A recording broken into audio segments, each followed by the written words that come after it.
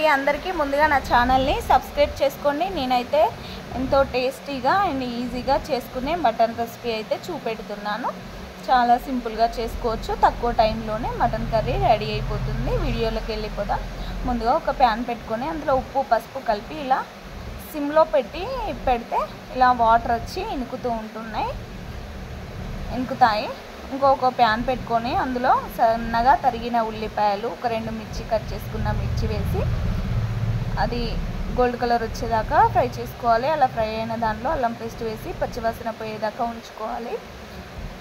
పసుపు వేసి కలుపుకొని మనం ముందుగా రెడీ చేసి పెట్టుకున్న మటన్ని అందులో వేసి ఒక 5 మినిట్స్ ఆయిల్లో వేపుకొని దానిలో ఉప్పు కారం, వీడియో మిస్ అయినట్టుందండి, ఉప్పు కారం మసాలా వేసి చూసారా ఇలా ఫ్రై అయిపోయిందో. దీన్ని చూస్తుంటేనే తినాలి అనిపిస్తుంది. చక్కగా ఉడికింది కూడా.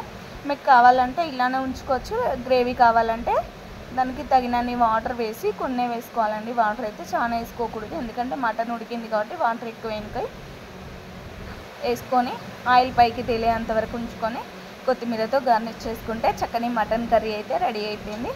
సో చాలా టేస్టీగా ఉంది. టేస్ట్ అయితే ఏం మారలేదు.